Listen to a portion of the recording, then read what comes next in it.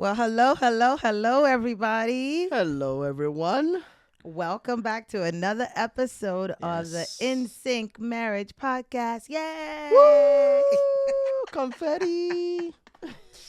Welcome back, everyone. Good to have you back. Absolutely. We're so glad you're here. And Yes. today we are just going to be talking. Okay.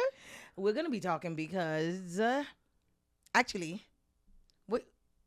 we talked about this earlier. And we had to come up with a topic. Okay. I came up with one. Yes. What is the topic for today? Losing yourself in marriage. Whew. All right.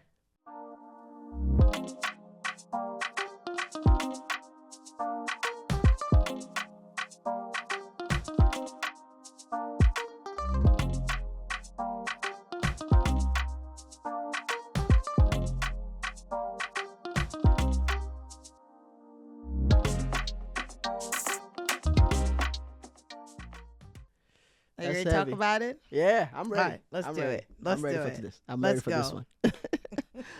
So this topic came about because a friend of mine sent me a post on Instagram, Right. and it was one of these stories that somebody had sent, and it was posted on another like popular blog or something like that. And when I read it, I was like, oh my God, it just resonated so well.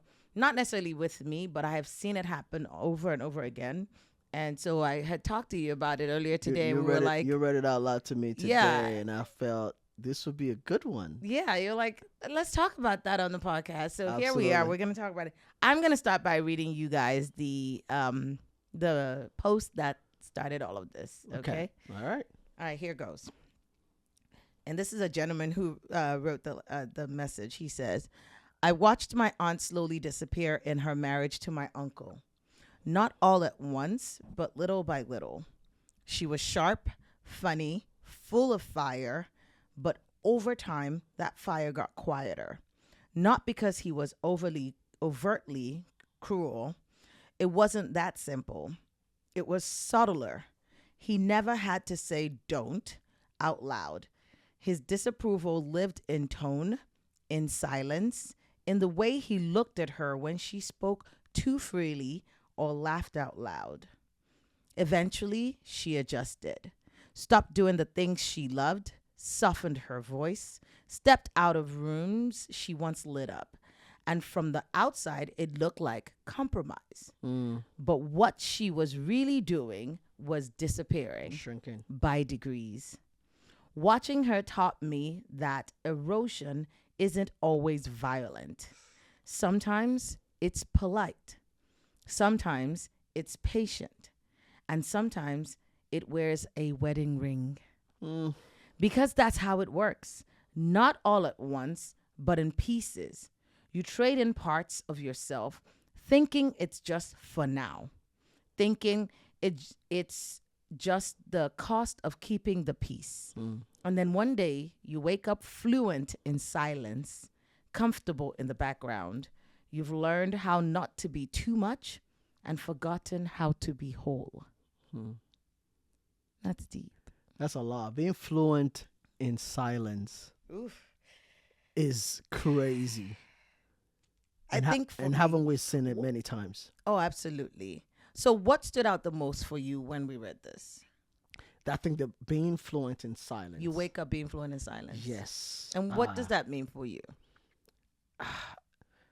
I feel like we've seen it many times where you have a vibrant young lady, or someone we even know that are much older than us, just seem so meek in the marriage. Just seem so wise is what we interpret from the outside, right? Just because they're quiet. Just because they're quiet, letting one part of the marriage or the other party, whether the husband or the other wife, do a lot of the talking, right? But you really never know what's going on underneath all of that. You never really know what the journey is like to actually get to that point of being fluent in silence, right? And I wonder if we get a chance to talk to people of how they got to that point. Maybe some of the things this gentleman talked about is what we will find behind it. Yeah. For me, fluent in silence wasn't even what jumped out. What really jumped out for me is when he said, You trade in parts of yourself thinking it's just for now. Thinking is just the cost of keeping the peace. You see, a lot of times we tell ourselves, I can manage for now. I can chill for now. I can hold back for now. I can change for now. Okay. But the problem is when something is not really you, over time, one day you're just going to wake up. You're not going to recognize yourself. And yes, you may end up being fluent in silence. Those are the ones who actually are resilient enough to stay. The others, you hear of the people who are like midlife crisis and you're wondering what's happening. Those are the people that wake up one morning and they're like, I don't recognize myself and I just want to while out. You know, so you're over there wondering what happened, why, how, what led to that. And it's the, for lack of a better word, microaggression. Yeah. That has led to that journey. That is this conversation is for me it goes very, very deep into some of the wrongdoings, right? And I'm playing a picture in my head of a new marriage, right?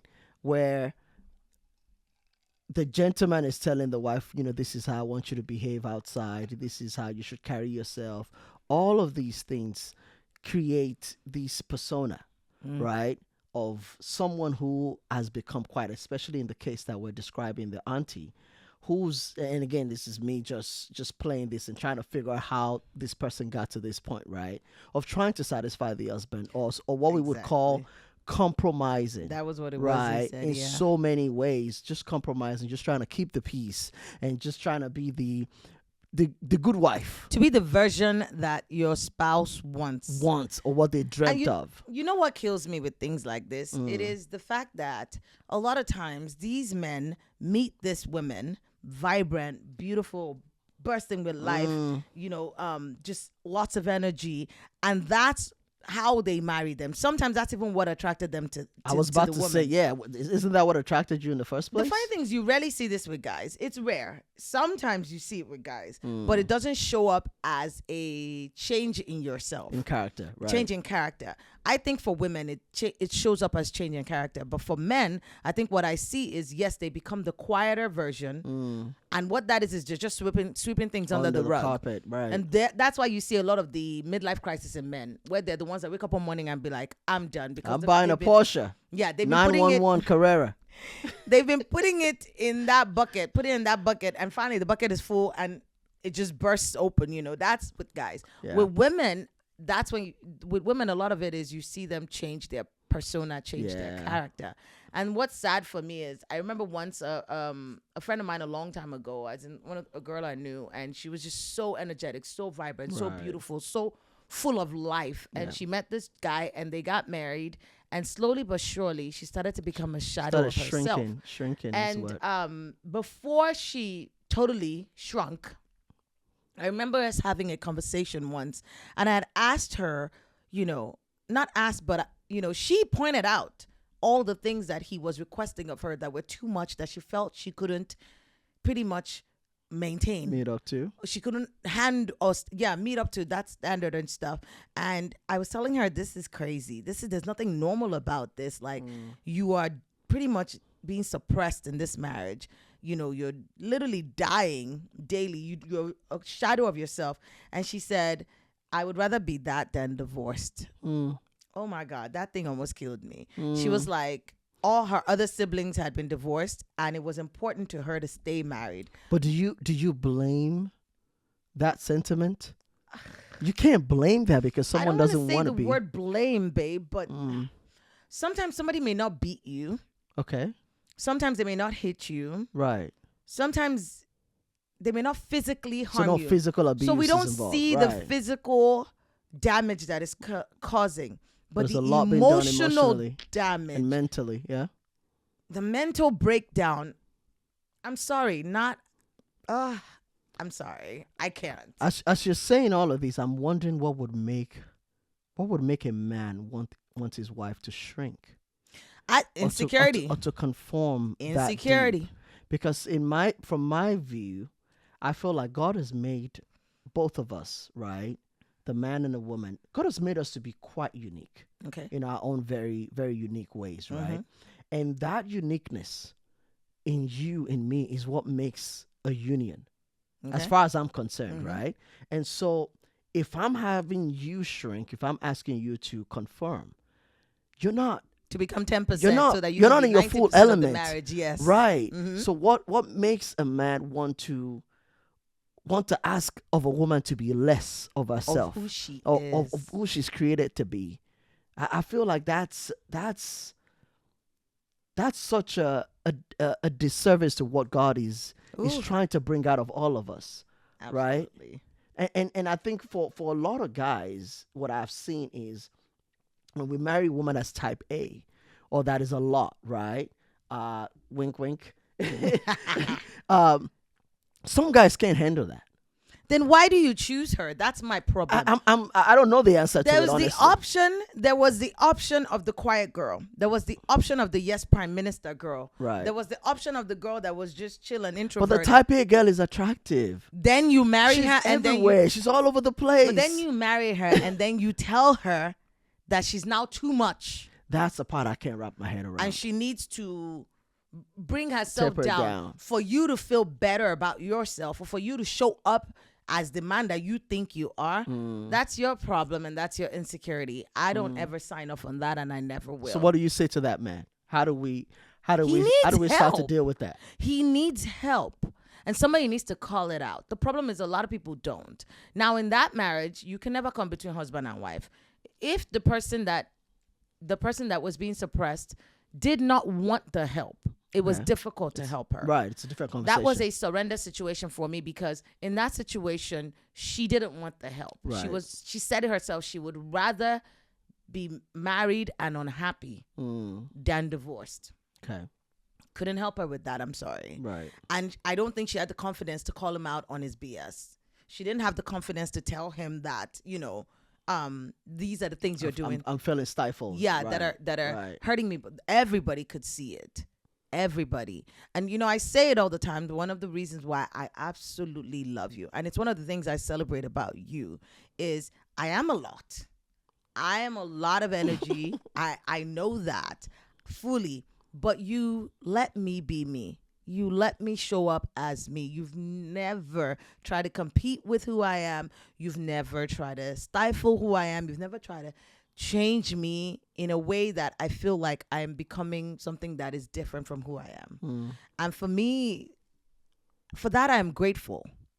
Thank I'm God. fully grateful. Thank God for I'm that. grateful to God for that, because I can only imagine me being anything but myself. I was telling you this morning that there was a writing I saw a long time ago, and the first time I read it, I felt like I had never been more seen in my life. I felt seen, and I wonder how many other people out there are like that. The one that talked about Being a lot everywhere and you acknowledging go. Right. that, yes, I am a lot, but I'm a lot of love, a lot of peace, a lot of joy, a lot of energy, a lot of, kindness. Yes. I'm a lot of all those things, and that's how God created me, and I will show up as that regardless of how people feel. And that's what I want us as men to embrace, is that when you marry someone, again, God has deposited giftings in every single one of us. In the allotness is where the gifts are. Absolutely. Right? Help her bring that allotness and channel it in the right way, instead of trying to kill it. Right? Why do you marry someone who is so vibrant, but you want them to be dulled down? Life in itself gives us enough stress, right? Between work, between family, even children. Once you start having kids, you some things get taken out of you by default, right? Especially women. So why add to that? Why not try to figure out, okay, how do we help you maintain you? The joy that is the joy you. that is, yeah. I don't know. I don't understand the logic behind that. Yeah. Maybe I'm just not wired that way. But again, I think society also maybe contributes to this in a lot of ways, right? How so? Well, because if you look at the African marriage or the African household, there's a direction of power that shifts totally towards the fathers, Okay. totally towards the men, Yeah. right? Yeah, that's right. Where when dad is talking, Everybody shut up. everybody be quiet. Mom doesn't talk. She can't challenge him, and there's a difference between challenging your husband in front of your kids. But, in private, you can talk to him and say, hey, maybe we should do things this way. But Which is usually how most Nigerian mothers, then they'll be quiet and then they say, don't worry, I'll talk to you. Yeah. And they talk to actually your hold father. some power, right? But there are some homes where, literally, there is no power. Only the dad has the power, right? So I'm assuming someone growing up within that kind of home would think that that's okay, and would think that that's how a man is supposed to be. Like you can't like you bring an opinion or you bring an option, or especially these modern day African men that are modern, but the truth is they're so modern on the outside, but on the inside traditional on the inside. Very local. I'm telling you, where Yeah. you're like, you're telling your wife something and then she has an opinion and then you see it as her being challenging. Yeah, like you're challenging I'm like, what okay, I'm saying. so you just want me to listen and say yes, sir. Sir, yes, sir. 2 bags full. That's it. One for the master, one for you. Just want me to say yes. There's no value here. My opinion doesn't matter. Yeah, pretty much. And so in that, for me, I feel like how do we cancel this in our generation? How do we fight it? How do we combat it? I think the origin goes back to the Word of God. And I think that's where we should start. What was a man created to do? And what was a woman created to do? What are our basic functions within the home? Understanding that we both carry power, right? We both carry wisdom. And the reason for the union in the first place is because one of us couldn't do it by himself or by herself. So there's a need for the partner. So if I'm going to just make all the decisions, I might as well just stay single. Like, what's the point of marrying if the other person is not going to be involved in the decision making? I'm going to decide what schools the kids are going to go to, where we're going to live, what kind of home we're going to live in, where we're going to direct our finances. It's no fun, right? So the union of both of us. It's not marriage, it's slavery. Yeah, the union of the two is what makes us great. When we can go together on things and we can talk about things, you can watch my six, like they say, right? You see my blind spot. Yeah. And I see your blind spot. Yeah. Right? Understanding that we both have value. And when we come together with those values, that's when we're the best. So I remember you saying something. You were like, "This is the problem with this thing is when you become unequally yoked." Oh, that's another point. Yeah. Yes. Yeah. And you said it, but you were like, "Babe, it's not unequally yoked like the way people think about it. People think unequally yoked whenever the Bible says do not be unequally yoked. I know it says with unbelievers. Yes. So a lot of people think that just means somebody who's not a Christian, right? Who's but a Muslim or other very, religion. very, very, very possible for you to be unequally yoked with somebody who's a Christian. No, it's not just very, very possible. It's happening. It happens all around with the same people going to the same church, supposedly serving Jesus, and still being unequally yoked. Because when your values and your morals are not in alignment, that you're still unequally yoked on so many levels. Yeah. And that's where we come up with these things. Because a lot of these things are just, again, the communication and the conversations that are not being had before people get married. Yeah, so the conversations that should have been had before you got married, the questions that should have been asked, the situations that you should have exposed yourselves to so that you could actually really read this person for who they really are. Are they a very traditional person? Okay. Are you very modern? Are they do they value, like, this was one of the things this guy, I think in that time, asked for. He would want a fresh pot of stew every day. Oh, wow. In America, from a working woman. Oh, wow. Because he doesn't eat the same thing twice. I'm wondering to myself, did this really start after marriage? I think that's ridiculous. Even if you didn't eat the same thing twice. I mean, what is the point? What are we getting at? Are we just trying to be intentionally difficult. But maybe Because the idea that, okay, I don't eat the same thing twice. Okay. But if my wife is going to work every day, again, compassion, right? Understanding compassion. Even if my entire life I've never eaten anything twice. and you know that's a lie which because is a lie. the moment you move out of your parents' house and you become a bachelor, That's what I'm saying. At on- some point, you went to college, right? You ate the same thing twice.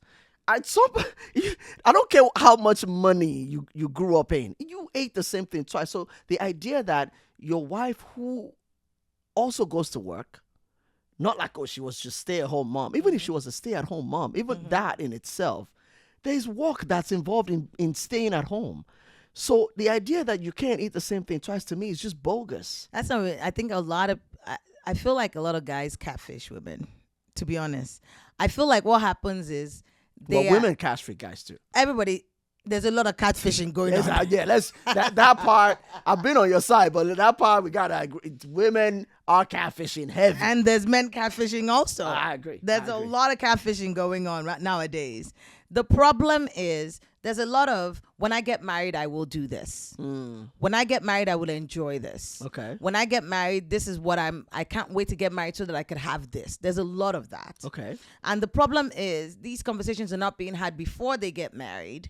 Expectations are not being communicated before they get married. Unspoken expectations. They're not being talked about at all. These important things.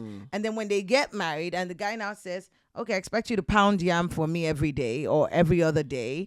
And I expect you to always be ready for sex every day. Wow. And you must cook a fresh pot of stew every day. Mr. Naxon. Because that's the way his dad did it, stuff Right. like that. And I mean, what do you do? What's it? So to your point, there are certain fundamental Values. skills or values rather that we cannot run away from, and those things have to be discussed. We need to stop and move away from the surface. Shallow questions. Shallow conversations about colors that you like, your favorite designer. Dating long distance for 1 year, Yeah. then immediately accepting that proposal and then getting married. Right. Those things, Never those things saw don't them help your in marriage. real life situations. Yes. You don't know much about their family. You've never seen their rapport, their relationship with their siblings or their parents, but you said yes. Yeah.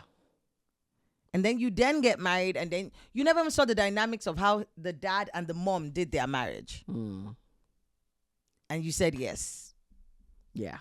A lot of this is reflective in what you're going to see. Yeah, I think we need to pull the curtains back a little bit and start talking about the real things. You know what is scary The for me? You know expectations. what's scary? A lot of these women don't end up leaving these guys. The guys are the ones who wake up one morning and leave them. You The think women, so? yes. At least of the ones that I have seen, that's usually the situation. You've adjusted, you've quieted, you've tamed yourself, you've pretty much become a shadow of yourself for this man. He's gonna wake And he up still one ends up walking day away? and you're not because again, he married that vibrancy. He married that energy. He loved that laugh. He loved that outgoingness. He loved your fashion sense. He saw you on stage at this talk show talking. He loved that about you. But then he killed it. Then he married And then you. he kills it, and then he still wants you to be all of that? that was now pretty much what happens is it starts to threaten their masculinity or their leadership because they're insecure. That's the truth right there. Her presence, her boisterous laughter, she walks into a room and it just shines and everybody's focused on her, not you. And all of these things starts to take away from his presence and he's now threatened. So he kills it with all of his, again, like this guy was saying, he said not necessarily was his uncle overtly cruel. Right. It wasn't cruel. It wasn't abusive. It's just the silent look. He probably gave her a lot of silent treatment on days when she went out and was very boisterous. And she's like, hey, okay, if I'm not going to, in order not to get this next time, I'm just not going to All be in the that. name of he wants a wife that is calm. It's not that they want a cool, wife collected. that is calm. They just don't want anybody that threatens their perceived power. It's not about not wanting. It's not about wanting a calm wife. Well, it's not true power if you think someone can exactly. So it's an insecurity. Yeah. Because the problem is the moment you then tell her to become less, when she becomes less, she's now not enough anymore. True. You now no longer are attracted to this version because it's not even a real version of herself. Right. She's unhappy. It's clear. And it shows in everything. And it shows in everything. It's going to show in everything. And a woman, I'm not trying to be sexist, but a woman is the temperature of a household. That's the truth. You have a very angry woman, your house is going to always feel hot. Oof. You have a very happy, loving woman, that house is going to be full of joy. Absolutely. You have a very quiet wife, that house will be quiet. It's just the way it is. The woman is a temperature of the home. Determines the temperature. I agree with that. So you kill it in her, you dull it in her, you bring her down to whatever it is that you think is going to make you feel better. Good luck, because you actually don't feel better. And they usually don't feel better. And then as soon as he sees someone outside who's boisterous again, who represents all the boisterousness and the energy and a lotness. Yeah, vibrance. Well, guess what? He's attracted to that. To that again. And the cycle goes on and on and on. Guys, man, we need therapy. We need therapy. We need lots of therapy. We need to get things out of our systems. We need to talk to professionals who can actually walk us through some of the things that we carry. Yeah. They may, again, when we talk about seeing therapists, I think a lot of times people view it as, oh, it's a bad thing. There must be something wrong with me. A lot of times what's wrong with us is not something that's actually like perceived to be bad, right? There are things that we need to really get to the bottom of and understand why we think the way we think, why we behave the way we behave, why we act the way we act. We just need to challenge ourselves to be better. Absolutely. And when I mean challenge ourselves to be better, I don't mean I need to challenge you to be better. You need to challenge. I mean, I need to challenge me to be better. Look at yourself in the mirror. You need to challenge you to be better. And we need to evolve. You cannot stifle your partner's growth. You cannot stifle your partner's personality or persona or giftings or callings or everything that the Lord has put on them to be who they are. You cannot do it. You can try. They may present in that way for as long as they can until they break. I feel like someday they'll fight back. There's people who fight back. Again, it depends on if this person wants help. Some people are happy. They're happier being married than being themselves. Than thriving. Yeah, than thriving. You're right. That's the word. Yeah. And if that's the case, they're probably never going to fight back. Again, that's a scenario where you see that the other one is the one that's going to just be like, I'm done with you. You're uninteresting. You're boring. You know, get a life. Everything about you just circles around me. They wake up one morning and the same person who didn't want you to have friends, who didn't want you to go out and be... Who killed everything inside of you. Is now smothered. Is now tired. Is now feeling smothered by your presence. You're now doing too much. Why is it just me? You're so unattractive. You have no life of your own. Oof. We got to be careful. That's deep. We got to be careful. Yes. We got to be real careful. But anyways, this story really triggered me, if you can tell. It triggered me. It saddens me. It was sad, but it was also... It's just sad to see that there are people out there. There are men out there who are doing this. And in some cases, it could be the other way. Maybe your wife is telling you, don't do this, don't wear that, don't behave this way. And again, I think when a man and a woman comes together, right, we should rub off on each other a little bit. Absolutely. If there's something I'm doing that is not that palatable, you should be able to tell me. And if there's something you're doing that's amazing, I should be able to learn highlight from it. Right. If it's something that I am lacking. Yes. You know, but not when something is great about somebody. This is what everybody celebrates about them. Yeah. And then you decide that that's the one thing you want to kill in them. And people don't. The thing is, I don't even think a lot of these guys realize that they're actually killing these things. I hope not. I hope they're not actually doing it intentionally. Sometimes they don't realize it. I'm thinking they don't. I'm assuming that what it is that they are just. It keeps rubbing at an insecurity. And it just triggers something in them, so they fight against it. The woman on the other hand will never admit that we're insecure. The woman on the other hand, or the other partner on the other hand, is now just trying to keep the peace, to pacify, and in the process starts to diminish. Erosion doesn't always happen violently. it just slowly, your personality just starts to get eroded little by little by little by little. My. Yeah. It's just crazy. But anyways, that was today. We just wanted to gist. We really wanted to Yeah. gist. We were gisting about it. And we're like, let's just bring it on camera. Let's go to the studio and go record it. We have conversations like this all day long about all kinds of stuff. This is my gist partner, my yapping partner. We just talk. Yeah. So whatever this story triggers in your home, in your or home, in your amongst life, you and your let friends, us know. whatever stories you do know that have survived this or have gotten better, people who have lost themselves but were able to find themselves again, or if there's a scenario where you know of someone who's actually struggling with this. Of course, if they need help is always available. Yep. We can always support our friends and our families that need help, but you cannot help somebody who does not want to be helped. Yeah. That's just the only thing I will. If they don't want to be helped or they don't see it as a negative, then all you can do is pray for them from afar. Absolutely. And let Right. us know if there's been a success story too. Of I would some of love to these hear a success type story of cases that, where the that partner have come out recognized of that it. that they were hurting the other one. Or if you've dealt with it and you've been able to come out of it, I'd like to hear, or would like to hear, How what it was was done. What's the how? What was the path that you walked that helped bring things back alive? I want to ask you something though before we get off air. Oh, okay. Yes. So Ask away. like I said earlier, I know I'm a lot. I know I'm Mhm. a lot of energy. I know I got, I'm definitely type A, a whole lot of women. So, and you chose that and you've been able to manage never actually stifling that. Yeah. Is there something you're doing intentionally to find ways to help me flourish in that? Does it ever actually rub you wrong? Have you ever thought of how does it play off in your mind as the husband of somebody like me? Because we're very opposite. We are very opposite because I'm usually very chill and you're, just. I'm a firecracker. Yeah, I know. Yeah, if you're in a room, if Tosin's in a room, you'll know Tosin's in a room. And but- if but- you don't know, it's because at that point I'm feeling semi-stifled.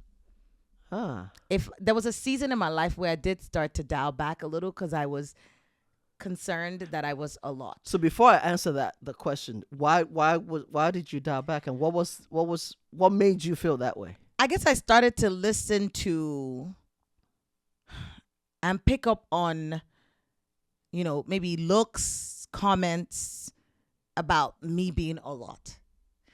Comments from? You know what? I'm going to say something. Give me Yeah. a second here. Let me stop this. I want to stop this because I don't want that to go. I'm going to say something about Okay. that season. Okay. We were just about to end this, but no. All right, let's talk about Yes. it. What season is that? So it was, honestly, I think it was actually right before I went into therapy, but I'm not trying to, this is not a promotion for therapy. Trust me. I just wanted to give a timeline here. Yeah, so I can remember. There was a time when we had a women's conference at church. Okay.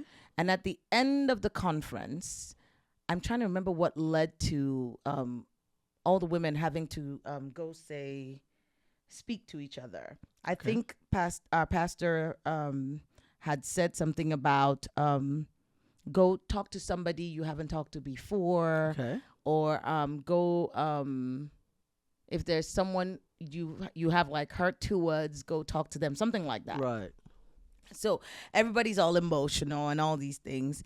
And I had a girl who had been in our church for a while Okay. that I have never really spoken to, hi, hello, but never really, I wouldn't say she was my friend, but I was pretty friendly with everybody in that Right. season. It was when we were still in the old church. And so she walks up to me at the end of that service and she says, I never used to be able to stand you. Wow. Yes, I promise you, in church. And I was like, oh, interesting. Why? And she said, because I just always thought that you were like just a lot. Just a lot. Now, that day, it didn't bother me because, again, when I already know something, it's hard for you to make it a negative. Right. But over time, I think in the lowest season of my life, when things were maybe just not like perfect, I guess I was in an emotional time of my life. Right. That played back in my mind a few times. Interesting. And I processed to myself again. I don't necessarily, now the Tosin you're looking at, I could care less. You mean You don't gotta you like couldn't me. care less. I couldn't care less. There you go, babe. You don't gotta like me. Honestly, you don't. You don't gotta be okay with how I show up, but I will show up the way I am. I'm fully confident in who I am and the way God has made me. So that conversation took root somewhere. It did take root somewhere, in your and it heart. came out again whenever I was having therapy, and that's when I realized that it actually did. It left a mark somewhere, and I think what happened was in that season I started to then process who else thinks I'm a lot, and who else can stand me. Okay.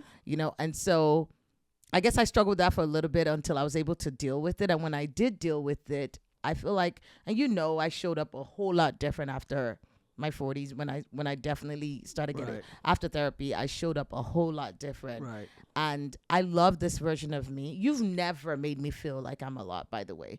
You have never done that, and I think that helps me still show up always, because the one person I care the most about their opinion is you. Interesting. I don't care if anybody else likes me, but I care if you like me. Yeah, it's funny you brought that up, because now that you mentioned the whole story, I feel like we've talked about it before. I just didn't understand to what extent that affected you. I think I didn't even think it was did. something you came home that day and you had shared it with me, and it was just like, oh, can you believe so and so said this, and and it was just, that was it. And since then we've never talked about it again. So it's funny that that's why I was quiet, because I didn't realize it affected you that much. But to answer the questions you asked earlier about how I deal with, What does it look like? Yeah. Honestly, for me, I saw you as, I didn't see you as being a lot initially, right?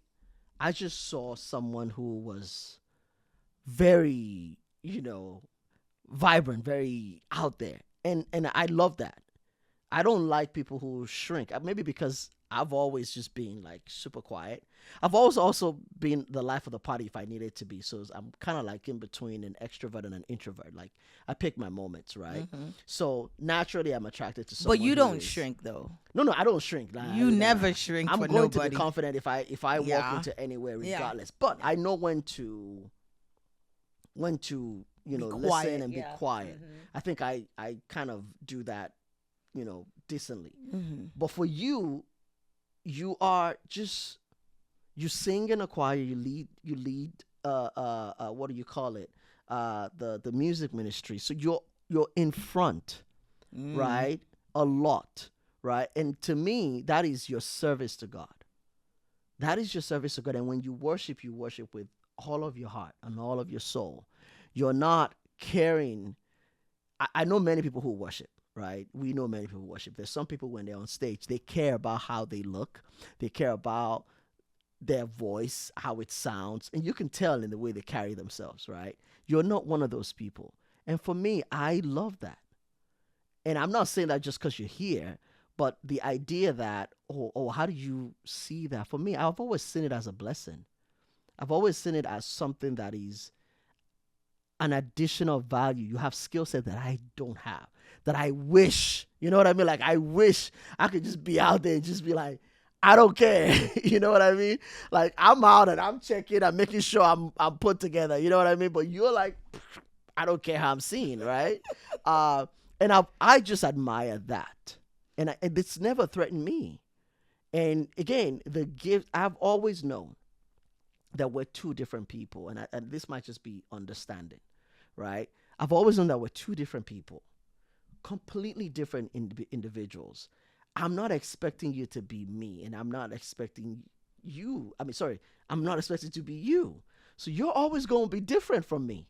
And that difference is what I'm looking for, right? It's celebrated in so many ways. It shows up in so many areas of, even in our parenting. Today, for example, we picked up our daughter. She had a birthday party, right? No, I'm gonna tell the story. No, we don't need to tell the whole story. But we got to, because Do kids, we? yes, because children can drive you crazy. If you want them to drive you crazy. Hold on, I'm just gonna tell the scenario so that you know what the scenario is. Uh-huh. We drop our daughter at a birthday party at her friend's house, and do you know what? I'm gonna ask her about this. At her friend's house, right? Uh-huh. She knows the rules.